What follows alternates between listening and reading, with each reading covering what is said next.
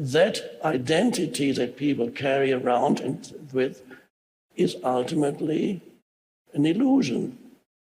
There is something deeper that is beyond that.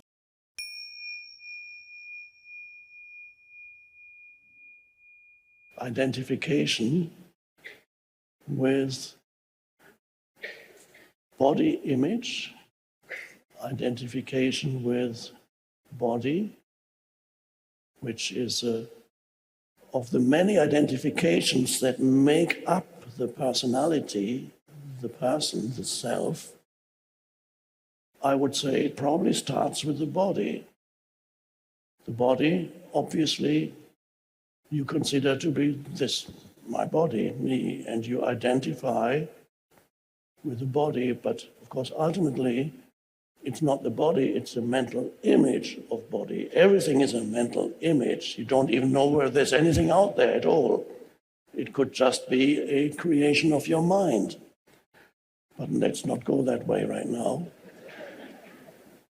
There is you identify obviously with your body. The body becomes part of the self-image. And the body is young or old. It could be young or old. And it's male or female. That's already another important identification. You're man or woman. Well, nowadays there are many other possibilities, but we don't need to go into that. Let's say you're a man or woman. I'm old-fashioned, so you're a man or woman, and that becomes part of your identity to some degree. It's almost unavoidable that you feel being a man or being a woman becomes part of your sense of self. And again, it's ultimately an image.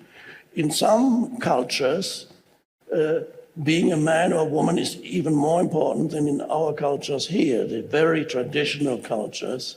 Then for some people, being a man becomes like almost 80% of their identity is that they are a man. And the same applies to the woman. The woman, and in some ancient cultures,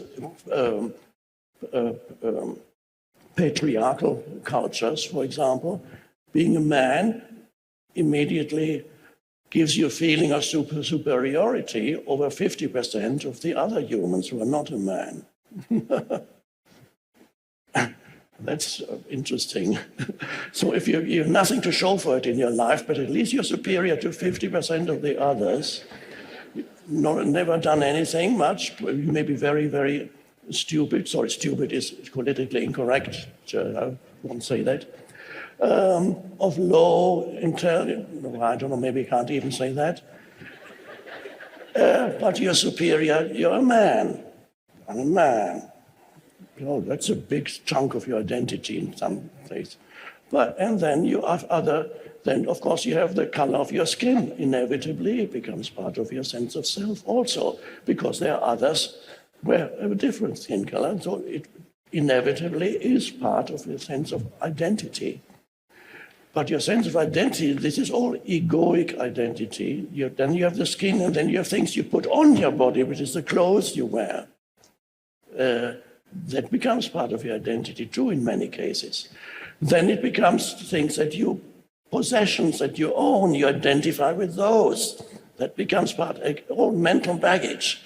That becomes part of you have this, but it only works because other people don't have it. If everybody has the same thing, it no longer can strengthen your fictitious sense of self.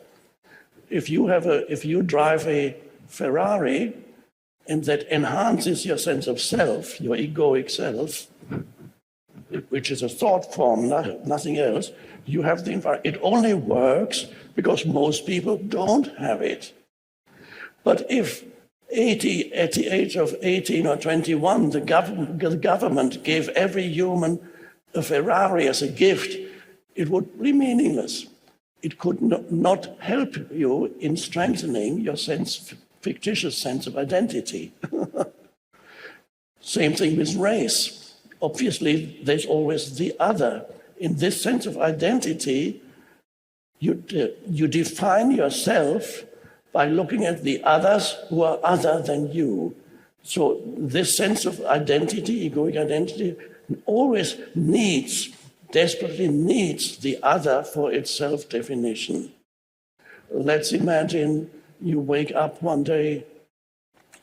Let's imagine that your race, which is inevitable, I'm not questioning that, I'm not saying don't identify with the earth, we're observing how this structure works. Let's say your race is an important part of your identity, which could be, and so a science fiction scenario, you wake up one morning and you find yourself on a planet or the same planet, but suddenly every human being is exactly the same race and skin color as you, exactly the same. If your race was an important part of your identity, suddenly it becomes completely meaningless because the other isn't there anymore. So the egoic sense of identity needs the other for its self-definition. So always, whether it's possessions, whether it is status in society, which you must have higher status than others, the clothes you wear, body image, is your body stronger or better looking than others? Then that works until it doesn't, because time tends to erode your body. You may not have noticed yet, but you will. Time does something to your body. Eventually, gradually, and one day you look in the mirror and you say, what happened? And then if you have enough money, you can spend money on repairs.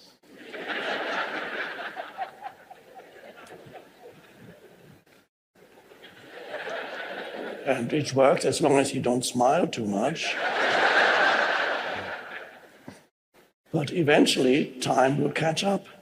And eventually, time, the very thing that you loved so much, that the very thing that for a long time in your life, time is the thing that makes everything possible.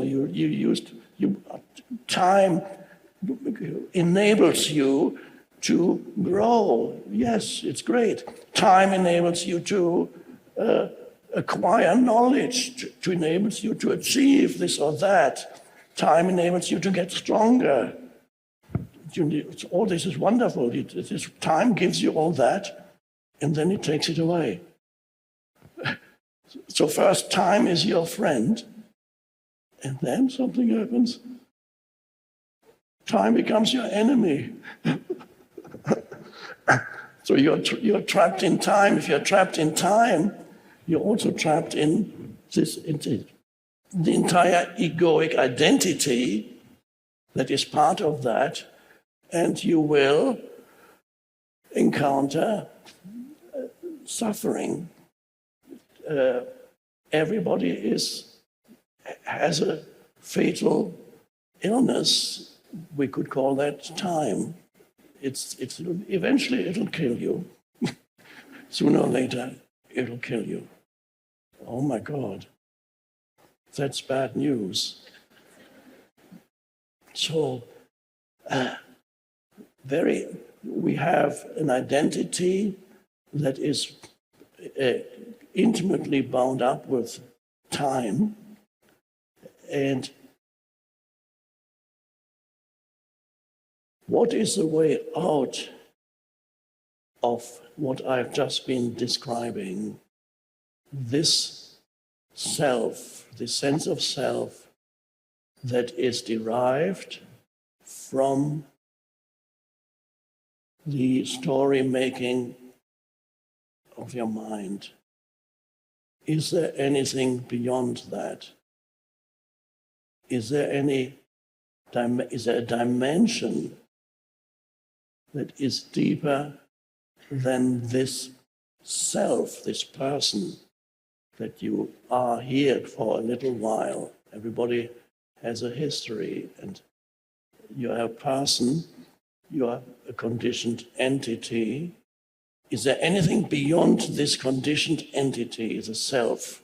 The Buddha calls it the self, And other than the fact of suffering, another important part of his teaching is the ultimate unreality of that self.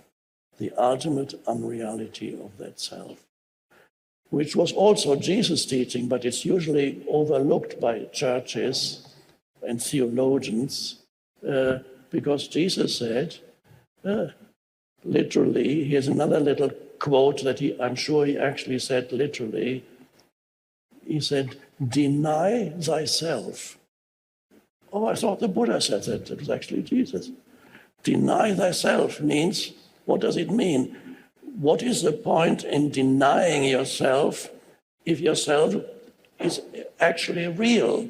If it has a substantial ultimate reality, then to deny something that is real wouldn't make sense. So, but deny thyself, he said that because he agrees with the Buddha that identity that people carry around with is ultimately an illusion. There is something deeper that is beyond that. So when Jesus says, deny thyself, what is really meaning is recognize the unreality of yourself. That's what is deny yourself. Recognize that ultimately this is not who or what you are. Yes, it has a certain function here. It is a part of who you are on the level of form, physical form and psychological form. This is why I call it your form identity. Everybody has one. You have a body, that's the physical form, and you have a mental form, which is you as this person that you can think about and talk about. And it has its emotions that go with that, conditioned by the past. Whatever happened to you in the past conditions you to become this particular person. Is there anything beyond that conditioned entity? And here we come to the realization that it is possible to go deeper where your sense of who you are goes beyond this personal sense of self. The personal sense of self is still there, but it is no longer all-consuming.